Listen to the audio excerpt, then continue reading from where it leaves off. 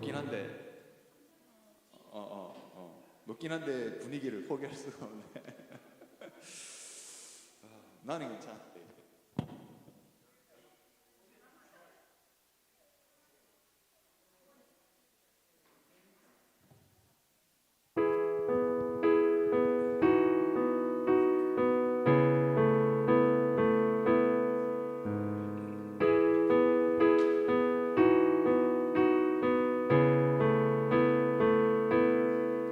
주님 내 길을 잘 아시고 내가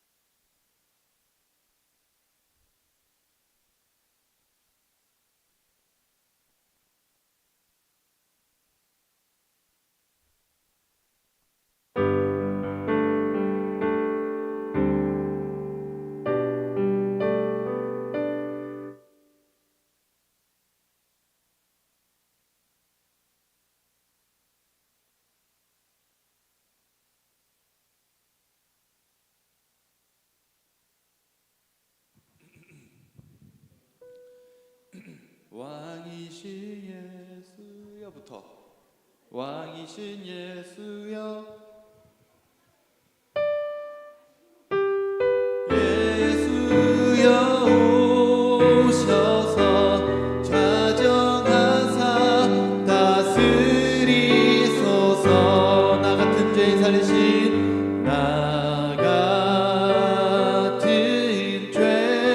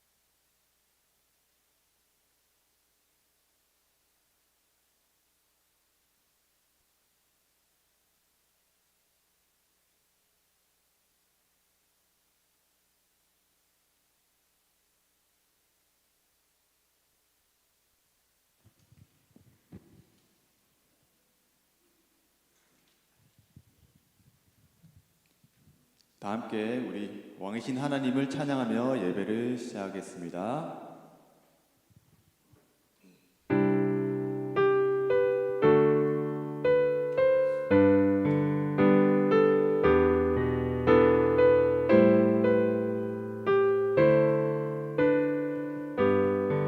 예수 우리 왕이여, 예수 우리 왕이여,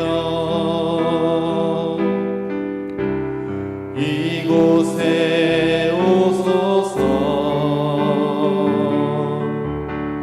보좌로 주여 임하사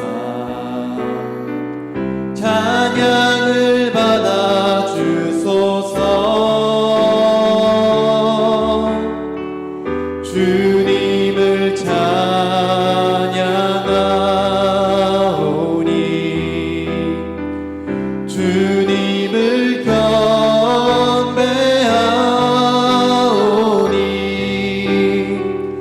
왕이신 예수여 오셔서 좌정하사 다스리소서. 예수 우리 왕이여, 예수 우리 왕이여, 이곳에 오소서. 보좌로 주여 임하사 찬양을 받아 주소서. 주님을 찬양하오니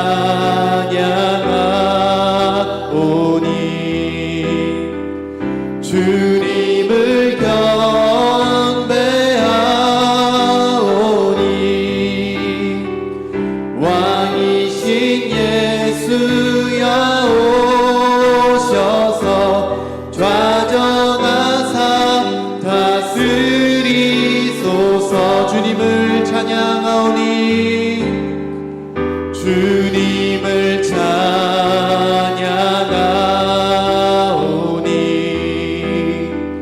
주님을 경배하오니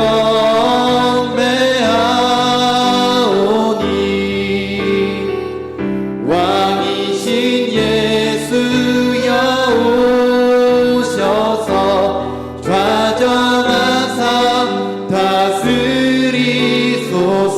나 같은 죄인, 나 같은 죄인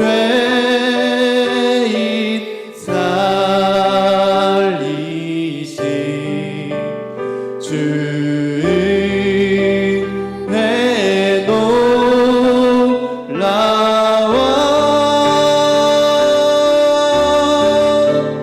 잃었던 생명 찾았고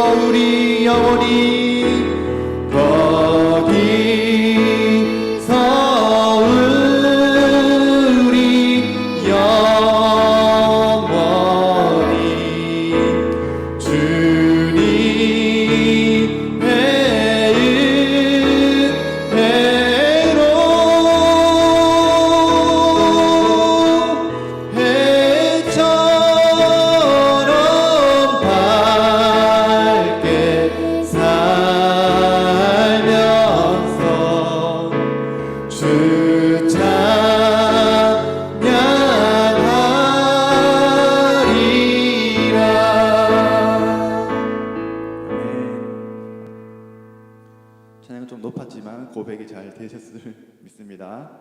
다음은 내 삶은 주의 것 찬양 드리시겠습니다.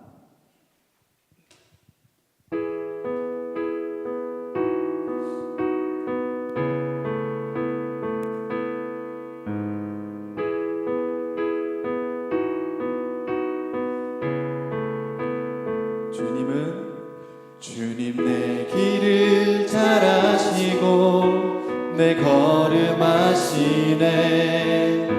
어둠에서 빛을 내시는 그분을 믿네. 무엇으로 주를 섬길지 어디로 가야 할지 헤매이는 나를 아시고 길을 여시네. 한 번 더 해보겠습니다. 주님 내 길을 잘 아시고 내 걸음 아시네. 어둠에서 빛을 내시는 그분을 믿네. 무엇으로 주를 섬길지 어디로 가야 할지 헤매이는 나를 아시고 길을 여시네. 내 삶은 주의 것, 내 삶은 주의 것. 온전한 신뢰를 주께 드리네. 보이지 않아도 믿음으로 걷네. 주 영광 바라보며 주만 따르네. 처음부터 해보겠습니다. 주님 내 길을 잘 아시고 내 걸음 아시네. 어둠에서 빛을 내시는 그분을 믿네. 무엇으로 주를 섬길지 어디로 가야 할지 헤매이는 나를 아시고 길을 여시네. 내 삶은 주의 것, 내 삶은 주의 것. 온전한 신뢰를 주께 드리네. 보이지 않아도 믿음으로 걷네. 주 영광 바라보며 주만 따르네. 내 삶은 주의 것, 내 삶은 주의 것. 온전한 신뢰를 주께 드리네. 보이지 않아도 믿음으로 걷네. 주 영광 바라보며 주만 따르네. 좁은 길을 따르라, 좁은 길을 따르라. 승리의 주 영원한 생명 되시네. 고난 중에 순종을 배워가며 너의 모든 삶 맡겨드리라. 한 번 더 좁은 길을 따르라. 승리의 주 영원한 생명 되시네. 고난 중에 순종을 배워가며 너의 모든 삶 맡겨드리라. 내 삶은 주의 것, 내 삶은 주의 것, 내 삶은 주의 것. 온전한 신뢰를 주께 드리네. 보이지 않아도 믿음으로 걷네. 주 영광 바라 주만 따르네. 내 삶은 주의 것, 내 삶은 주의 것, 내 삶은 주의 것. 온전한 신뢰를 주께 드리네. 보이지 않아도 믿음으로 걷네. 주 영광 바라보며 주만 따르네. 나에게 주인이 있음을, 나에게 주인이 있음을 아는 것,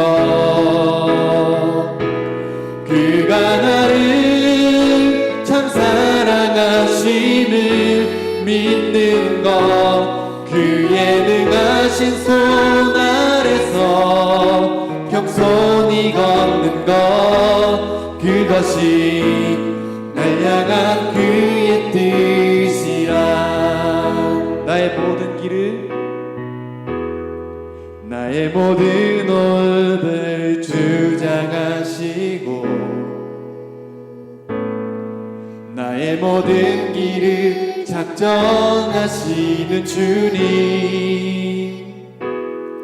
나의 안고 서는 것, 들어오고 나감이 전부 주의 손에 있으니. 다시 한번 나의 모든 호흡을, 나의 모든 호흡을 주장하시고, 나의 모든 길을 작정하시는 주님, 나의 안고 서는 것, 들어오고 나감이 전부 주의 손에 있습니다. 나에게 주인이 있음을 아는 것, 그가 나를 참 사랑하심을 믿는 것, 그의 능하신 손 아래서 겸손히 걷는 것, 그것이 날 향한 그의 뜻이라. 나의 모든 시간을, 나의 모든 시간을 주장하시고, 나의 모든 삶을 인도하시는 주님, 나의 걷고 뛰는 것, 때론 멈춰설 때도 전부 주의 뜻에 있습니다. 나에게 주인이 있음을 아는 것, 그가 나를 참 사랑하심을 믿는 것, 그의 능하신 손 아래서 겸손히 걷는 것, 그것이 날 향한 그의 뜻이라. 나에게 주인이 있음을 아는 것, 그가 나를 참 사랑하심을 믿는 것, 그의 능하신 손 아래서 겸손히 걷는 것, 그것이 날 향한 그의 뜻이. 그의 능하신 손 아래서, 그의 능하신 손 아래서 겸손히 걷는 것, 그것이 날 향한 그의 뜻이. 마지막으로 그의 능하신 손 아래서 겸손히 걷는 것, 그것이 날 향한 그의 뜻이라.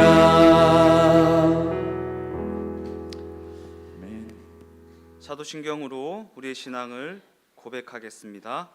전능하사 천지를 만드신 하나님 아버지를 내가 믿사오며 그 외아들 우리 주 예수 그리스도를 믿사오니 이는 성령으로 잉태하사 동정녀 마리아에게 나시고 본디오 빌라도에게 고난을 받으사 십자가에 못 박혀 죽으시고 장사한 지 사흘 만에 죽은 자 가운데서 다시 살아나시며 하늘에 오르사 전능하신 하나님 우편에 앉아 계시다가 거기로부터 산자와 죽은 자를 심판하러 오시리라. 성령을 믿사오며 거룩한 공교회와 성도가 서로 교통하는 것과 죄를 사하여 주시는 것과 몸이 다시 사는 것과 영원히 사는 것을 믿사옵나이다. 아멘. 사랑의 주님, 주의 예배의 자리로 인도해 주셔서 감사합니다. 우리와 늘 동행해 주시는 예수님 사랑합니다. 이 시간 목사님을 통해 말씀하실 때 예수님을 더 알게 하시고 그 사랑 안에 거하기 원합니다. 우리의 한 걸음 한 걸음, 우리의 모든 삶이 주님의 것임을 마음 다해 고백합니다. 예수님의 예배의 모든 시간 함께해 주세요. 예수님의 이름으로 기도합니다. 아멘. 오늘 우리에게 주시는 하나님의 말씀은 히브리서 2장 5절에서 9절까지의 말씀, 신약성경 353페이지에 있습니다.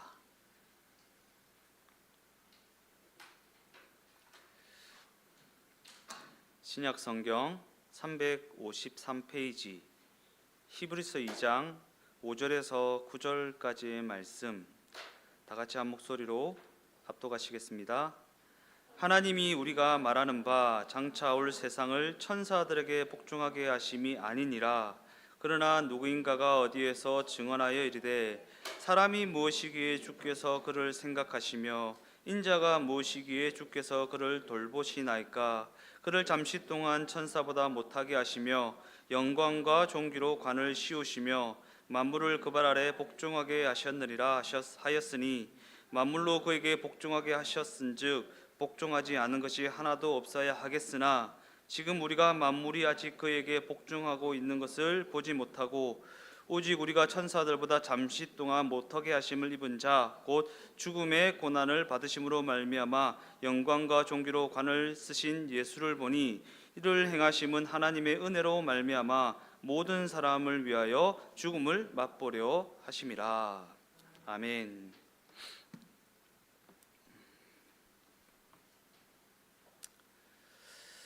오늘 저는 읽으신 본문의 말씀을 가지고 하나님은 우리를 어떻게 대접하여 주셨는가? 하나님은 우리를 어떻게 대접하여 주셨는가? 이와 같은 제목을 가지고 함께 말씀을 나누어 보고자 합니다. 히브리서는 우리 신자들에게 너희는 하나님의 후사이다 라고 말합니다. 너희는 하나님의 후사이다. 그냥 하나님의 자녀이다, 하나님의 백성이다, 하나님의 아들, 딸이다 이렇게 말하지 않고 하나님의 후사이다 라고 말합니다. 후사가 무엇입니까? 그 기업을 이어받을 자 아닙니까? 그 기업을 이어받을 자. 하나님의 기업이 무엇입니까? 영광의 기업입니다. 영광의 기업. 영광을 만들어내는 기업. 삼성은 뭐하는 기업입니까? 테레비 만들고 냉장고 만들고 핸드폰 만드는 기업 아니지 않습니까? 하나님의 기업은 무엇입니까? 영광을 만들어내는 기업입니다. 세상을 향한 하나님의 통치권을 물려받은 하나님의 자녀의 지위를 가진 자들이 바로 우리 신자들이다라는 것입니다. 하나님의 통치권이요.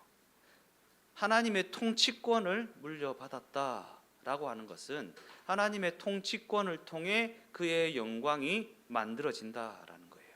우리의 실력이나 우리의 노력이나 우리의 열심으로 만들어지는 것이 아니라 하나님의 통치권 아래 있을 때에 그의 능하신 손 아래 겸손히 걸을 때에 그의 영광이 드러나는 것이지, 내가 내 열심으로 내 노력으로 돈 많이 벌어서 돈 많이 갖다 바치면 그의 영광이 드러나는 것이 아니다라는 거예요. 하나님의 통치권을 물려받은 자로서 그 통치권 아래서 겸손히 순종하며 걸어가는 것, 그것이 하나님의 뜻이라 그러잖아요. 후사에게 향하신 하나님의 뜻, 그 통치권으로 말미암아 그의 영광을 만들어내는 것. 그러한 관점에서 성경이 말하는 구원이라는 것은 그저 죽어서 천국 간다라는 것과는 비교할 수도 없을 만큼 크고 광대한 것입니다. 그냥 구원이라면 죽어서 천국 가는 것, 죄 사함 받는 것, 그러한 소극적인 관점으로 다루고 있지 않다고 했습니다. 죽어서 천국 가는 것과는 비교할 수도 없을 만큼 크고 광대한 것이 성경이 말하고 있는 구원이다라는 것입니다. 그래서 본문 6절은 이렇게 고백하고 있는 것입니다. 그러나 누구인가가 어디에서 증언하여 이르되 사람이 무엇이기에 주께서 그를 생각하시며 인자가 무엇이기에 주께서 그를 돌보시나이까. 이 고백은 구원에 대한 엄청난 이해에서 비롯된 고백입니다. 엄청난 이해. 구원이 무엇을 말하는 것인가에 대한 이해를 얼마나 깊이 가져야 이 고백을 할 수 있는 것인가. 왜냐하면 이 고백은 사람이 무엇이기에 이렇게 크고 광대한 구원이라는 것으로 우리를 대접해 주시는 것입니까? 과연 제가 이러한 대접을 받을 만한 자격이나 되는 존재입니까? 라는 고백이기 때문입니다. 사람이 무엇이기에 이렇게 크고 광대한 구원이라는 것으로 대접해 주십니까? 더 나아가 성경은 하나님이 우리를 이와 같이 대접하여 주시는 이유가 하나님이 우리의 창조주이시기 때문이라고 말합니다. 하나님이 우리의 창조주이시기 때문이다. 제가 얘기했죠. 구원을 그저 죄사함이나 대속이나 속죄와 같은 단어로만 설명하고 있는 것이 아니라 창조와 부활이라는 단어까지 함께 동원하여서 설명하고 있다. 구원하여 주신 목적, 지난주에 살펴보았죠. 창조의 목적이 회복되어지는 것, 하나님이 우리를 만드신 목적이 회복되어지는 것이 바로 구원이다라는 것입니다. 즉 성경이 말하는 우리 인간의 존재적 가치는 그저 적당한 수준의 예의를 갖추고 적당한 수준의 도덕성을 갖추고 적당한 유용성만 부여하면 되는 수준을 훨씬 뛰어넘는 가치를 지닌 존재라는 것입니다. 성경은 우리에게 하나님께서 이렇게 대접하고 계시다라고 말씀하고 계신데, 교회는요 이렇게 대접하고 계신 성도들을요 그저 그냥 쓸모에 의해 좌지우지되는 유용성만 부여하면 되는 존재로 취급할 때가 얼마나 많이 있냐. 유용성, 단어가 좀 생소하지만 유용성이에요. 쓸모. 저 성도 쓸모 있다, 쓸모 없다. 무엇으로 결정되는 거예요? 은사?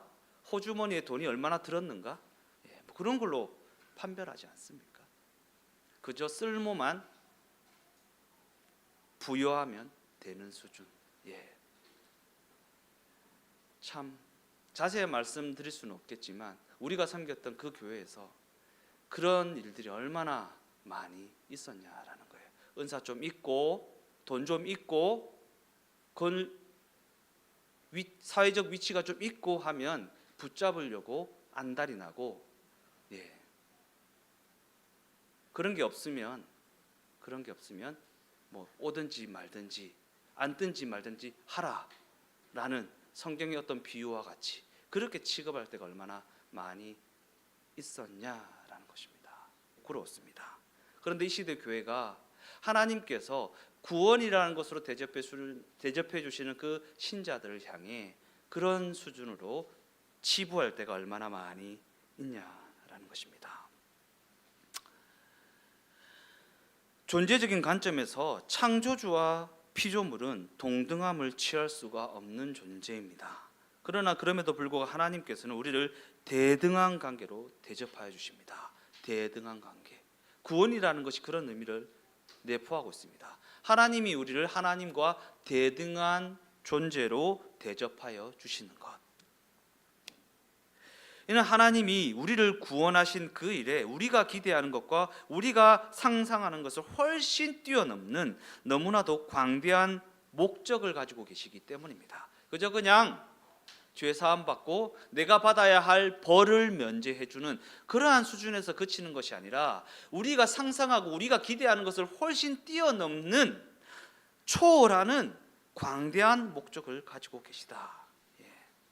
애가 예수 믿어 천국 가면 됐지 뭐 더 이상 내가 뭘 바라겠노 이런 생각하시면 안 된다라는 거예요.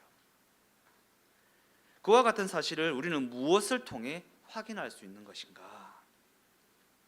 하나님께서 그 구원이라는 것을 이루시기 위해 당신의 독생자를 보내셨다라는 사실, 그에게 십자가 죽음을 감당하게 하는 그와 같은 대가를 치르게 하셨다라는 사실에서 확인할 수 있는 것 아닙니까? 그저 그냥 받아야 할 벌을 면제해주고 유용성을 부여하는, 쓸모를 부용하는, 내가 이런 거에 쓰려고 샀다라고 하는, 이쑤시려고 이쑤시개 샀다라고 하는 그 정도 수준이 아니다라는 것입니다. 무엇을 목적하셨기에 당신의 하나밖에 없는 아들까지도 내어 주셨는가 생각을 좀 해보셔야 됩니다. 그냥 덮어놓고 신앙생활 할 것이 아니라 하나님께서 과연 무엇을 목적하여 우리를 구원하셨는가, 무엇을 목적하셨기에 당신의 하나밖에 없는 아들까지도 십자가 죽음에 내놓으셨는가 라는 것을 한번 생각이라도 해보셔야 한다라는 것입니다.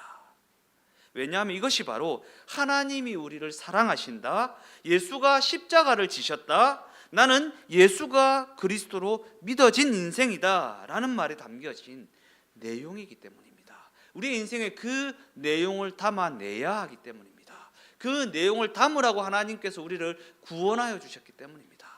내용 없이 그냥 잘 먹고 잘 사는 것에 마음이 빼앗겨서 예수 믿고 잘 먹고 잘 살았으면 됐지 라는 생각을 해서는 안 된다라는 것입니다.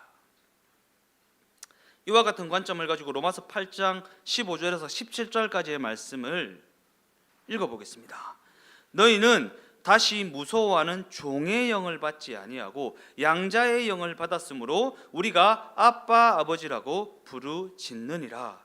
성령이 친히 우리의 영과 더불어 우리가 하나님의 자녀인 것을 증언하시나니 자녀이면 또한 상속자 곧 하나님의 상속자요 그리스도와 함께한 상속자니 우리가 그와 함께 영광을 받기 위하여 고난도 함께 받아야 할 것이니라. 다시는 무서워하는 종의 영을 받지 아니하고, 종의 영을 받자. 종의 영을 받지 아니하였다라고 말하고 있는데 여전히 예수 믿는다라고 하는 신자들이 무엇인가에 종노릇하며 살아가고 있지 않습니까?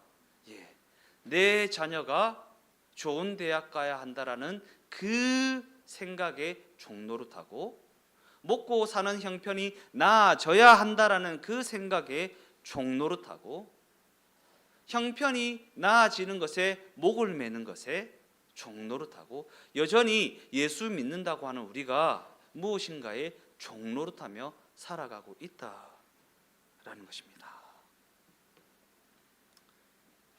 그러나 우리는 양자의 영을 받았으므로 성령이 우리의 영과 더불어 하나님의 자녀인 것을 증언하심으로 말미암아 그리스도와 함께한 상속자로서 그와 함께 영광을 받기 위하여 고난도 받아야 한다라고 성경이 이야기하고 있다. 많은 경우 우리는 고난의 자리는 싫지만 영광의 자리는 원하고 있습니다. 고난은 싫지만 영광은 원하고 있다. 그러나 이 지점에서 우리가 기억해야 할 중요한 사실은 하나님이 우리의 아버지이시다라는 부분입니다. 하나님이 우리의 아버지이시다. 부모와 자식이라는 관계의 가장 큰 특징이 무엇입니까? 가장 큰 특징.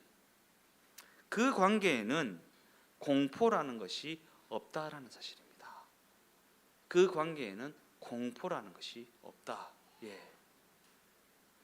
참 제가 성격도 괴팍하고 날카롭고 그런데 우리 자녀들은 겁을 안 내요. 겁을 안 냅니다. 우리 유연이는 어릴 때 설교하고 있으면 뒤에 돌아와서 똥침 찌르고 막 겁이 없어요. 저 막내이는 진짜 겁이 없습니다. 그게 부모 자식이라는 관계의 가장 큰 특징 아니겠습니까? 저도 저희 부모님이 겁나지는 않아요. 제 아버님이 예전에 참 무서웠지만 겁이 나지는 않습니다. 얼마 전에 뭐 전자제품 사러 한번 갔는데 그냥 당연하다는 듯이 선풍기 안에 들고 왔거든요. 제가 당연하다는 듯이. 그게 부모 자식의 관계 아니겠습니까? 혹 부모가 그 자식에게 매를 들어도 그가 죽으라고 때리는 것은 아닙니다. 부모가 그 자식에게 화를 내어도 그를 저주하려는 목적으로 화를 내는 것은 아닙니다. 그래서 성경은 우리에게 두려워 말라라는 이야기를 반복적으로 하고 있는 것입니다. 두려워하지 마라. 내가 섭리한 상황이야. 무서워하지 말고 걱정하지 마라. 내가 세팅한 섭리한 상황이야. 그러기에 기독교 신앙을 가진 우리에게는 그 어떤 영역에도 공포와 폭력이라는 것이 존재하지 않다라는 사실을 잊지 말라라는 것입니다. 지옥 갈까봐 기도하고, 지옥 갈까봐 성경 읽고, 지옥 갈까봐 예배 드리고, 지옥 갈까봐 봉사하고 헌신하고 헌금하고, 지옥 갈까봐 몸 바치고, 그죠? 얼마 전에 최근에 그 JMS 그 사이비 종교에서 그 교주한테 몸을 갖다 바쳤던 그 자매가 했던 얘기잖아요. 지옥 갈까봐 그랬다고. 지옥 갈까봐. 지옥 갈까봐 몸도 바치고, 지옥 갈까봐 기도하고, 지옥 갈까봐 헌신하고, 지옥 갈까봐. 내 자녀가 그러고 있다고 생각해 보십시오. 얼마나 슬픕니까? 엄마한테 맞을까봐 공부하고, 아빠한테 혼날까봐 밥 먹고, 그게 무서워서 학교 가고, 내 자녀가 그러고 있다라는 생각을 해보십시오. 얼마나 마음이 찢어지게 아픕니까? 근데 하나님의 백성들이 그러고 있는 것을 보고 계시다라는 거예요. 지옥 갈까봐 예배드리고, 지옥 갈까봐 헌금하고, 지옥 갈까봐 기도하고. 하나님이 우리를 구원하신 목적은 거기에 있는 것이 아닌데 말입니다. 하나님은 우리에게 그렇게 대접하고 계시지 않는데 말입니다. 진정성을 가지는 것과 공포를 조장하는 것은 전혀 다른 것입니다. 진지한 것과 죽이려고 덤벼드는 것은 전혀 다른 영역에 있다라는 것입니다. 그런데 많은 경우 우리는 그 진정성이 증명되어지려면 삭발을 하고 혈서를 쓰고 이런 식으로 너무나도 극단적이고 너무나도 폭력적인 이해를 가지고 있다라는 것입니다. 그 진정성을 표현하기 위해서 40일 금식하고 막, 그죠? 누가 해냈습니까? 하나님이 언제 우리한테 그런 거 하라고 했습니까? 정한수 떠놓고 비나이다 하는 것과 뭐가 다릅니까? 이렇게 빌면 복을 안 주시겠나? 기독교 신앙은 전혀 그런 관점을 가지고 있지 않는데 말입니다. 우리는 진심을 이야기할 때면 화를 내고 공포를 조장하기까지 한다라는 것입니다. 제가 부끄러운 고백인데요. 저희 집사람이 제 진심을 호도하는 말을 하면 막 이렇게 눈을 이렇게 뜹니다. 내 진심이 그게 아니 지금 그런 말을 한다고 막 이렇게 막 공포를 조장하고 막 눈에 불을 켜고 막 눈에 레이저를 쏘고 우리는 그렇습니다. 우리의 실력이 그거밖에 안 됩니다. 진심을 이야기할 때면 화를 내고 공포를 조장한다. 이는 우리가 그렇게 해야 인정받는 사회에 발을 붙이고 살고 있기 때문 아니겠습니까? 이 세상은 진정성이 공포와 폭력이라는 것으로 표현되는 경우가 너무나도 많이 있다라는 것입니다. 그러나 성경은 우리에게 예수의 죽음이 공포와 폭력이라는 것을 제거하였다. 예수의 그 사랑이 공포와 폭력을 삼켜버렸다라는 이야기를 끊임없이 하고 있는데, 우리는 성경이 반복적으로 강조하고 있는 그 내용에 대한 올바른 이해를 가지지 못한다라는 것입니다. 그와 같은 관점에서 히브리서는 그와 같은 왜곡된 이해를 가지고 있는 우리에게 하나님이 우리를 사랑하신다, 하나님이 우리 아버지가 되신다라는 말에 대한 올바른 이해를 제공하고 있다라는 것입니다. 그와 같은 관점을 가지고 에베소서 1장 17절에서 23절까지의 말씀을 읽어보겠습니다. 우리 주 예수 그리스도의 하나님 영광의 아버지께서 지혜와 계시의 영을 너희에게 주사 하나님을 알게 하시고 너희 마음의 눈을 밝히사 그의 부르심의 소망이 무엇이며 성도 안에서 그 기업의 영광의 풍성함이 무엇이며 그 힘의 위력으로 역사하심을 따라 믿는 우리에게 베푸신 능력의 지극히 크심이 어떠한 것을 너희로 알게 하시기를 구하노라. 그의 능력이 그리스도 안에서 역사하사 죽은 자들 가운데서 다시 살리시고 하늘에서 자기의 오른편에 앉히사 모든 통치와 건세와 능력과 주권과 이 세상뿐 아니라 오는 세상에 일컫는 모든 이름 위에 뛰어나게 하시고 또 만물을 그의 발 아래 복종하게 하시고 그를 만물 위에 교회의 머리로 삼으셨느니라. 교회는 그의 몸이니 만물 안에서 만물을 충만하게 하시는 이의 충만함이니라. 교회는 그의 몸이니 만물 안에서 만물을 충만하게 하시는 이의 충만이시니라. 성경은 부모와 자식이라는 관계적 이해를 통한 설명을 넘어서서 너희는 내 몸이다 라는 표현까지 동원하여서 우리 신자를 하나님께서 어떻게 대접하고 계신가를 설명하고 있습니다.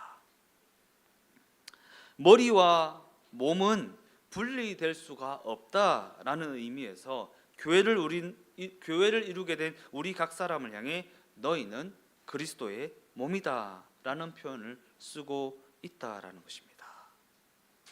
그러면서 교회의 충만으로만 완성될 수 있는 하나님의 충만에 대한 이야기를 하고 있는데, 교회를 이루게 된 우리 각 사람을 통해서만 완성될 수 있는 하나님의 충만에 대해서 이야기하고 있는데, 이는 하나님의 충만이 곧 교회를 이룬 우리의 충만이라고 말씀하고 계시다. 우리의 충만으로만 하나님의 충만이 완성되어질 수 있다. 하나님이 전지전능하시고 위대하신 분이라면 당신의 충만은 당신 알아서 채우면 되는데 왜 우리의 충만이 당신의 충만이 되게 하시는 것일까? 하나님께서는 당신 홀로 충만해지시거나 우리 없이 당신 홀로 만족하게 되는 일은 없다라고 선언을 하고 계시다라는 것입니다.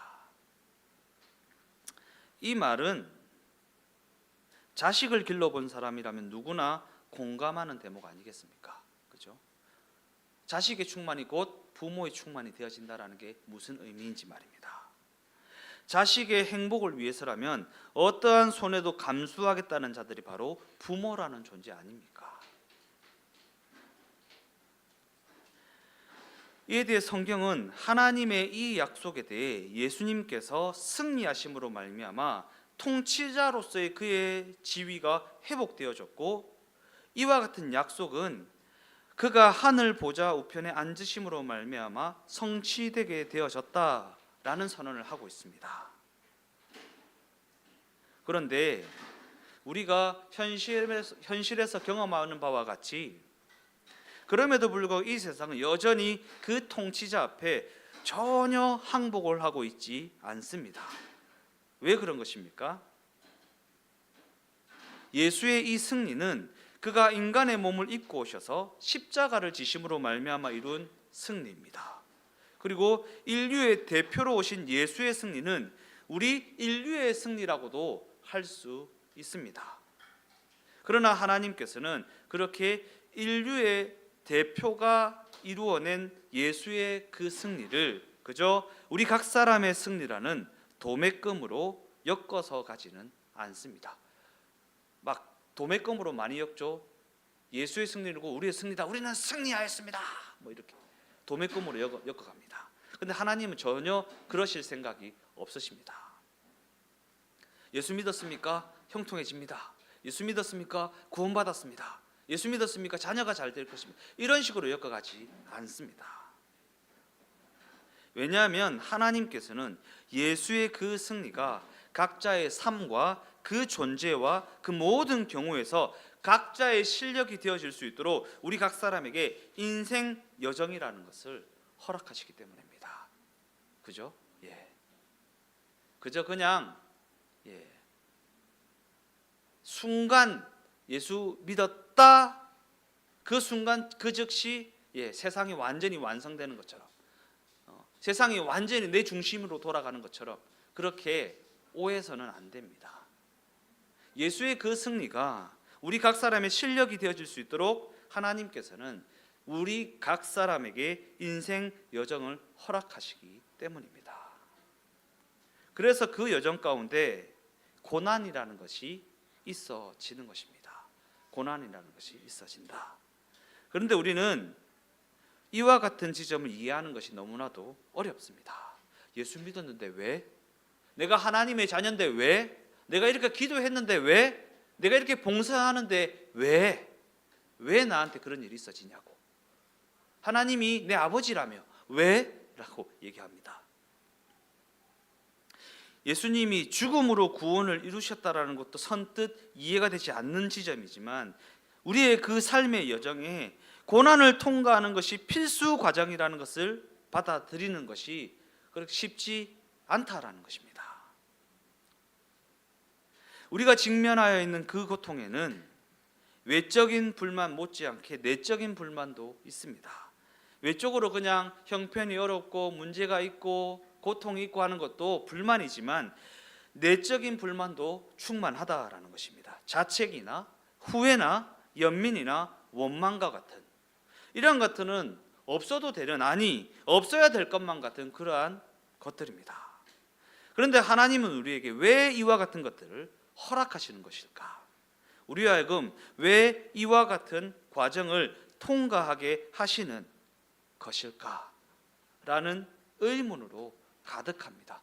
내가 예수 믿었고 하나님 앞에 죄 지은 것이 없는데 죄 지은 것이 없는 거라. 내가 하나님 앞에 잘못한 것이 없는 것 같은데 이렇게 내가 봉사 많이 하고 헌신 많이 하고 예배는 빠진 적이 없고 내가 그 말로만 듣던 모태신앙인데 내한테 왜 이런 일이 있냐고. 우리에게 일어나는 고난은 문제라는 것을 가지고 협박하고 죽음이라는 것을 가지고 위협을 가합니다. 그런데 성경은 그렇게 우리를 협박하고 우리를 위협하고 우리를 짓누르는 것들이 결과적으로는 우리를 신자답게 만들어 간다고 말하고 있습니다. 우리를 신자답게 만들어 간다. 신자다운 게 뭡니까? 하나님의 영광의 기업으로 만들어 간다. 신자다운 것이 하나님의 영광 아닙니까? 신자다운 것이. 신자가 무엇입니까? 창조의 목적이 회복되어진 자. 창조의 목적이 회복되어진 자다운 게 무엇입니까? 하나님의 영광 아닙니까? 하나님의 영광. 이처럼 하나님은 우리가 그 과정을 통과해야만 도달할 수 있는 출구를 우리의 여정 가운데 만들어 놓으셨다라는 것입니다. 그 과정을 통과해야만 도달할 수 있는 출구요. 삶에 출구가 보이지 않아서 우왕좌왕하고 있습니까? 진퇴양난이다. 답이 없다. 라는 문제에 직면하여 있습니까?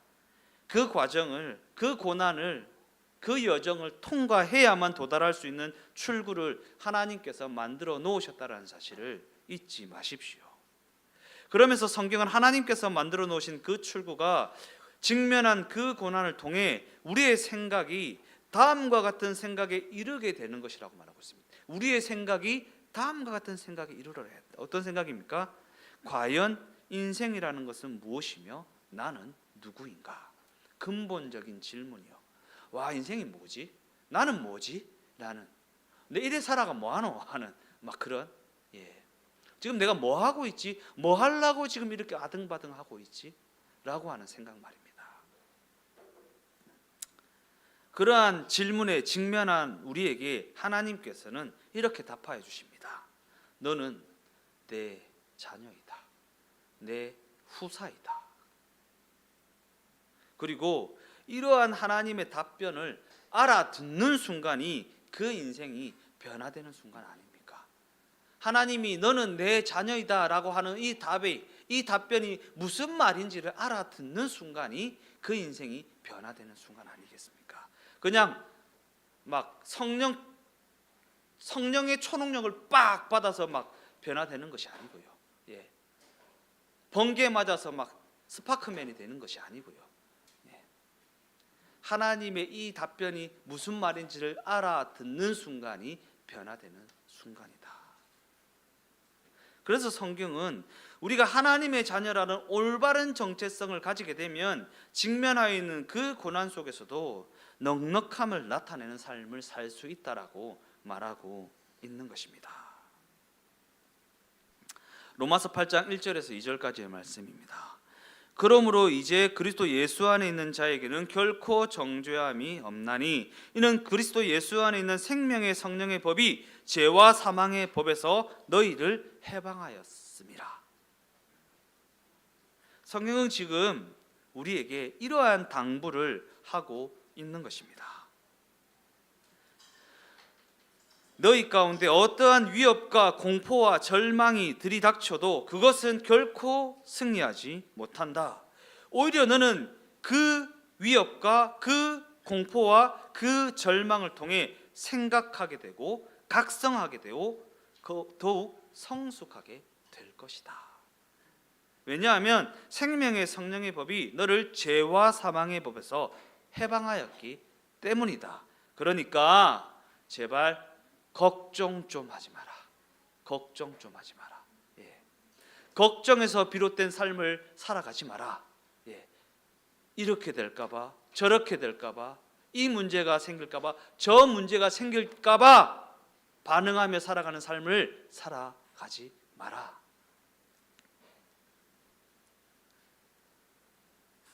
이렇게까지도 말합니다. 로마서 8장 26절이요. 이와 같이 성령도 우리의 연약함을 도우시나니 우리는 마땅히 기도할 바를 알지 못하나 오직 성령이 말할 수 없는 탄식으로 우리를 위하여 친히 간구하시느니라. 신이 자신을 경배하는 자들을 위하여 간구하신다라는 것이 과연 이해가 되는 부분입니까? 자기를 경배하는 자들을 위하여 간구하는 신은 어디에도 없습니다. 오직 기독교 신앙을 가진 우리에게만 있습니다. 그리고 이는 부모라면 공감할 수 있는 부분입니다. 부모라면 공감할 수 있는 부분이다. 부모가 윽박만 지르고 고함만 지르는 것 같습니까? 예? 부모가 막 윽박만 지르고 고함만 지르는 것 같습니까? 아니요. 오히려 부모가 자식한테 비는 경우가 더 많이 있습니다. 그죠? 예. 부모가 자식한테 비는 경우가 더 많이 있더라고요. 네. 그리고 성경은 하나님이 그렇게 하신다고 말하고 있는 것입니다. 하나님이 그렇게 하신다고 말하고 있는 것입니다. 예. 한 숟가락만 먹자. 한 숟가락만 먹자. 한 걸음만 더 가보자. 아이고 힘든 거 아는데 한 걸음만 더 가보자. 이렇게 하나님이 빌고 계시다. 우리를 그렇게 대접하고 계시다고 말하고 있다라는 것입니다. 예.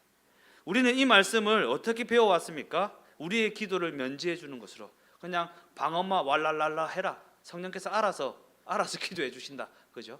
우리의 기도를 면제해 주는 그러한 말씀으로 배웠는데 아니요.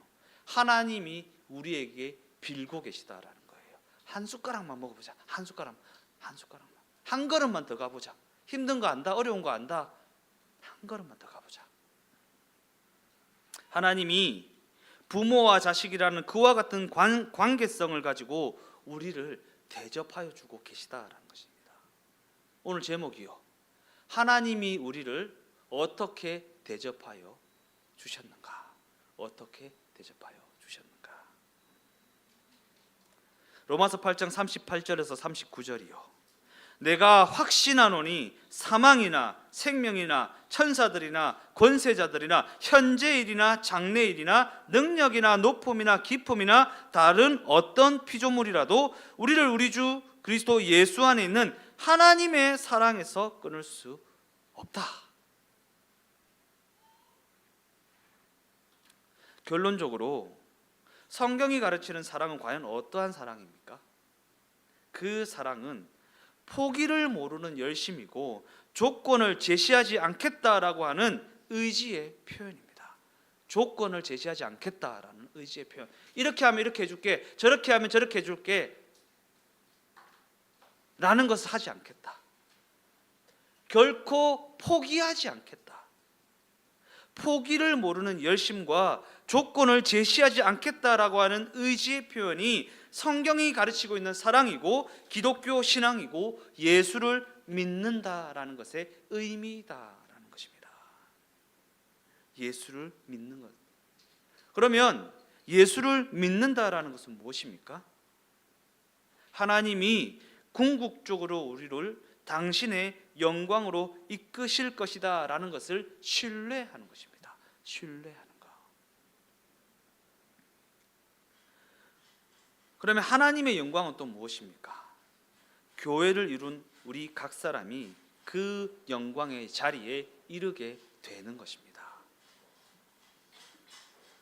봐라 봐라, 자가 내 자식이다, 내 딸이다, 내 아들이다 라고 하는 이와 같은 자리에 이르게 되는 것이 하나님의 영광이다. 그러나 그럼에도 불구하고 이는 하나님이 영광을 받으실 목적으로 우리를 무릎 꿇린다거나 우리를 그를 위해 써먹겠다라는 말을 하고 있는 것이 아니라 우리를 영광스럽게 만드는 것이 당신의 영광이라는 이야기를 하고 있는, 우리를 영광스럽게 만드는 것이 당신의 영광이다. 이 때문에 하나님은 우리에게 비시고 우리의 손에 죽임을 당하기까지 하셨다. 우리에게 비시고 한 걸음만 가보자, 한 숟가락만 더 먹어보자. 그러기에 우리에게 주어진 그 신앙 여정이 이와 같은 하나님의 일하심의 결과라는 것을 안다면 하나님의 일하심의 결과라는 것을 안다면 엄마가 곰국을 끓입니다. 곰국을 밤새 기름을 걷어내고 찌꺼기를 걷어내고 불 앞에 앉아서 곰국을 끓입니다. 아침에 그 맛있는 곰국을 결과적으로 딱 꺼내놨는데 안 먹어. 안 물란다. 아유 바쁘다, 안 물란다. 그 엄마가 얼마나 속이 상할까요? 밤새도록 곰국을 끓였는데 냄새 난다, 안 물란다. 우리가 지금 그러고 있다라는 거예요. 우리에게 신앙 여정이 주어진 것이 그와 같은 하나님의 대접하여 주심임을 안다면 철이 들었다면, 그것을 안다는 것은 철이 들었다는 것이고 신앙적인 철이 들었다면 우리는 우리에게 주어진 그 여정을 방심하며 걸어가거나 방탕함으로 채울 수는 없다라는 것입니다. 신자의 책임 있는 반응, 믿음. 오직 의인은 믿음으로 말미암아 살리라. 믿음으로 뭐 산도 옮기고 병도 고치고 이런 게 아니라 책임 있는 반응. 그 대접하여 주심에 대한 책임 있는 반응. 옆집에서 김치통에 김치를 가득 채워서 갖다 줬습니다. 그러면 그 통에 뭐라도 채워줘야 되잖아요. 책임 있는 반응. 책임 있는 반응. 하나님의 대접하여 주심이 어떠한 대접하여 주심인지를 알면 그 통에 못해도 뻥튀기라도 담아줄 수 있는 거 아니겠습니까? 좀 우리 책임 있는 반응으로 살아가는 우리 주동행교회가 되어지시기를 예수님의 이름으로 축원드립니다. 찬양하고 기도하는 시간 갖겠습니다. 내 삶은 주의 길, 내 삶은 주의 것. 주님, 내 길을 잘 아시고 내 걸음 아시네. 어두움에서 빛을 내시는 그분을 믿네. 무엇으로 주를 섬길지 어디로 가야 할지 헤매이는 나를 아시고 길을 여시네. 내 삶은 주의 것, 내 삶은 주의 것. 온전한 신뢰를 주께 드리네. 보이지 않아도 믿음으로 걷네. 주 영광 바라보며 주를 따르네. 우리의 신앙 여정이 이러한 고백의 여정이었으면 좋겠습니다. 지금은 당장 눈에 보이지 않고 귀에 들리지 않고 손에 잡히지 않고 나에게 왜 이러한 여정이 허락되어야 되는지 이해되지 않지만 그럼에도 불구하고 하나님 아버지를 향한 그 신뢰를 거두지 않는 것, 오직 의인은 믿음으로 말미암아 살리라. 그와 같은 신앙 여정이 되기를 원한다. 하나님의 대접하여 주심에 대한 책임 있는 반응으로 나가는 삶이 되기를 원한다 라는 고백으로 이 찬양하며 나아가겠습니다.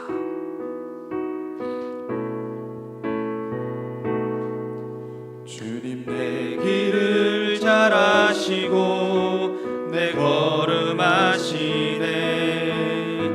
어둠에서 빛을 내시는 그분을 믿네. 무엇으로 주를 섬길지 어디로 가야 할지 헤매이는 나를 아시고 길을 여시네. 주님 내 길 잘 아시고 주님 내 길을 잘 아시고 내 걸음 아시네.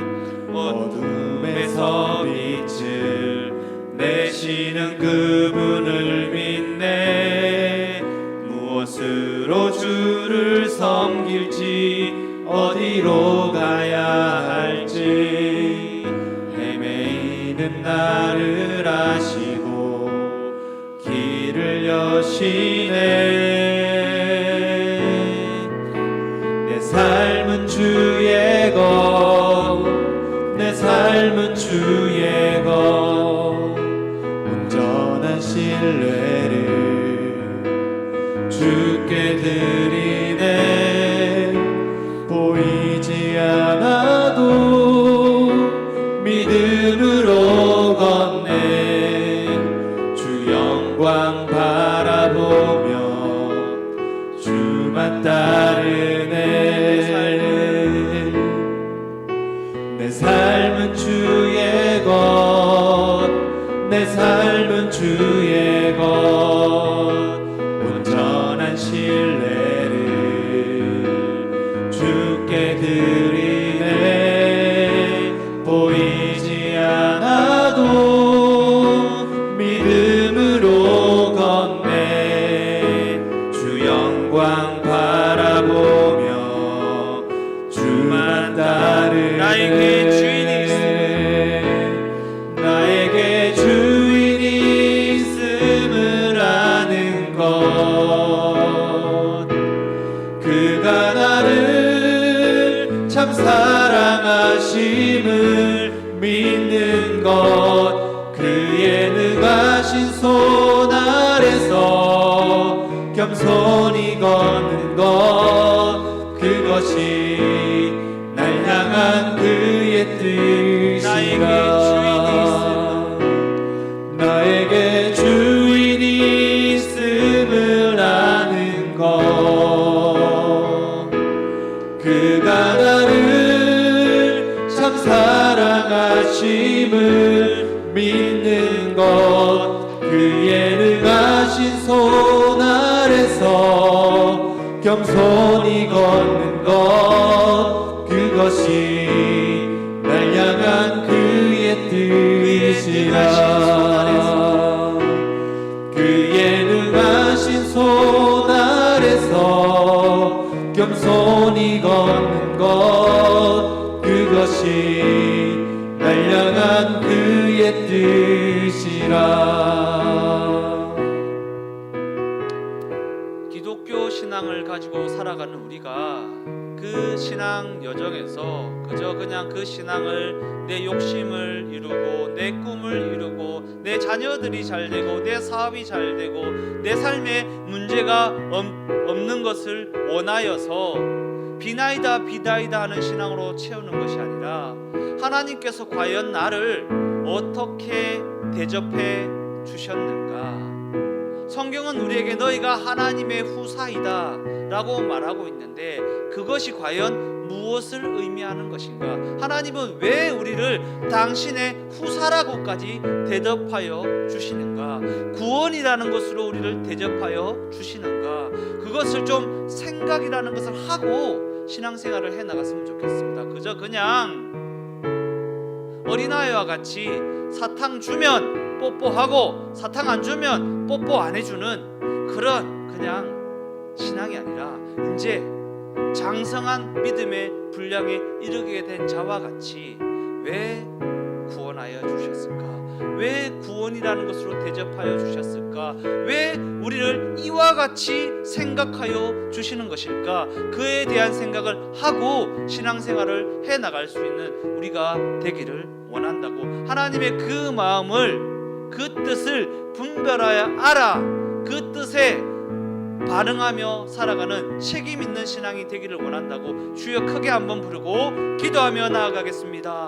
주여 오 할렐루야 아버지 감사합니다. 오늘도 이렇게 저희들 주님의 전으로 불러주시고 하나님의 말씀을 듣게 하시고 그 말씀을 통하여서 하나님께서 과연 우리를 어떻게 대접하여 주셨는지 왜 그 구원이라는 크고 광대한 것으로 대접하여 주셨는지를 깨달아 알아 그 대접하심에 책임 있는 반응으로 살아가는 믿음으로 말미암아 살아가는 우리 모두 인생이 될 수 있도록 함께 하시고 역사하시고 은혜를 베풀어 주시옵소서. 우리를 구원하신 그 구원하심이 그 기독교 신앙이 그저 내 욕심을 채우는 것으로 전략하여 버리고 마는 것이 되지 않도록 주님께서 우리를 구원하여 주시고 그 창조의 목적을 회복하여 주신 그 뜻과 그 목적에 집중하며 살아가는 우리 모두의 인생이 되어질 수 있도록 은혜 베푸시고 역사하시고 함께하여 주시옵소서.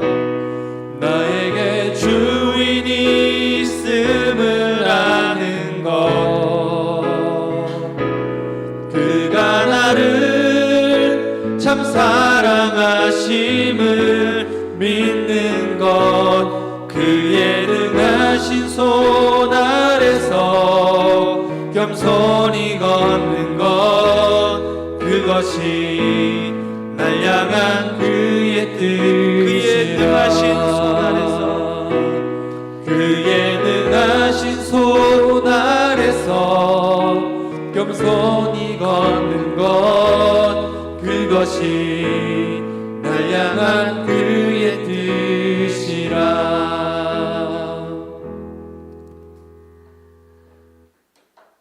하나님 우리가 하나님의 영광의 기업을 이어받을 하나님의 후사로서 그의 능하신 손 아래서 겸손히 걸어가는 그 통치권을 나타내는 영광의 기업이 다 되어질 수 있도록 하나님께서 그를 위해 우리를 어떻게 대접하여 주셨는가를 알아 그 대접하심에 책임 있는 반응으로 명예로 영광스러움으로 돌려드리는 우리의 삶이 다 되어질 수 있도록 함께 하시고 역사하시고 은혜를 베풀어 주시옵소서. 각종 예물 구별하여서 주님의 제단 위에 올려놓습니다. 드리는 손길 기억하여 주셔서 물질의 어떠함으로 그 대접하심에 부끄러움 일이 없도록 은혜의 은혜를 더하여 주시옵소서. 지금은 우리 주 예수 그리스도의 은혜와 하나님 아버지의 지극하신 사랑하심과 성령님의 동행하시는 그 은혜가 하나님의 후사로서 그 대접하심에 책임 있는 반응으로 나아가는 우리 주 동행교회가 다 되어질 수 있도록 함께 하시고 은혜를 베푸시고 역사하여 주시옵소서. 그래서 우리 그 걸음이 하나님의 영광이 다 되어지시기를 예수님의 이름으로 축원드립니다. 아멘.